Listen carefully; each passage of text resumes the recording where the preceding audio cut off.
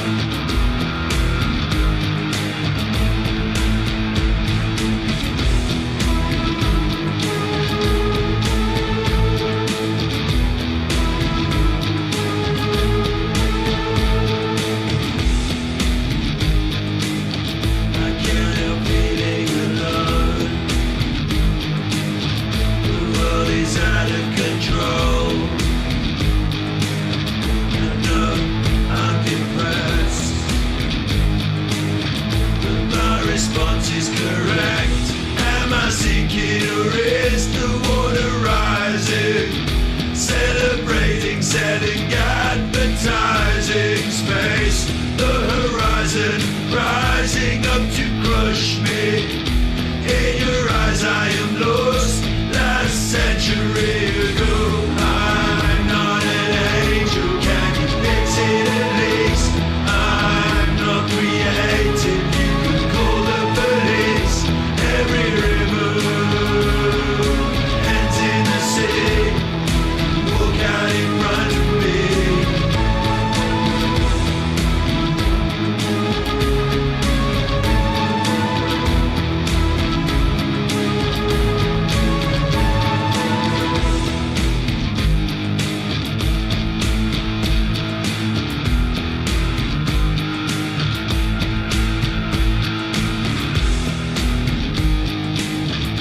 Days I feel I connect.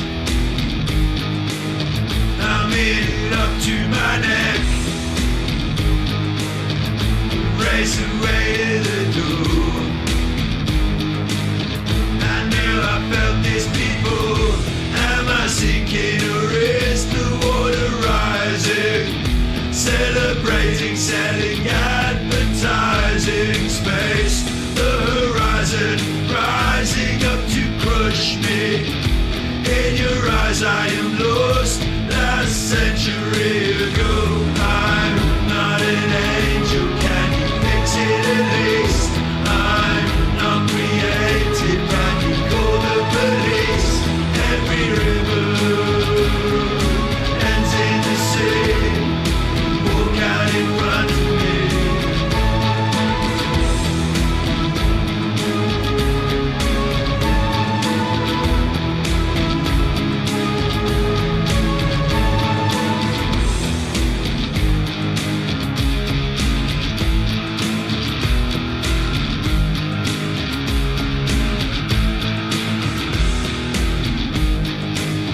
Stand up,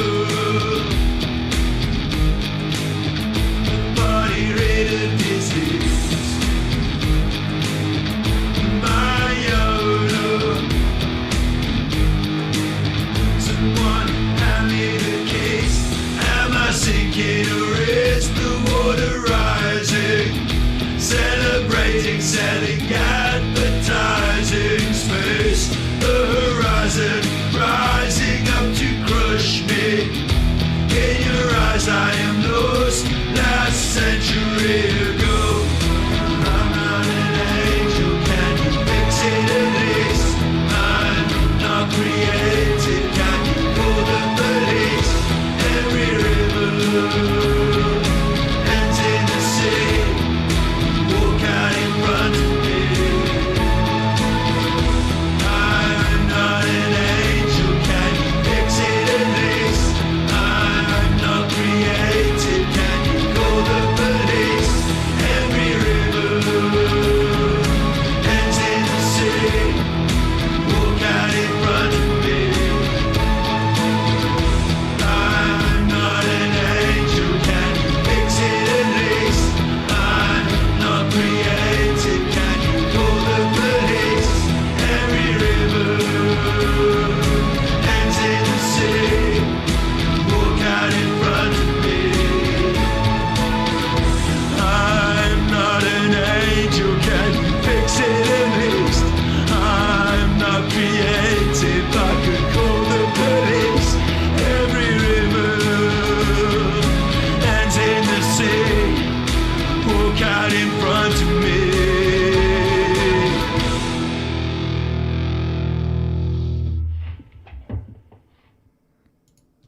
You be good, my little podcast. I'm fine. You be good. If you can't be good, you're naughty.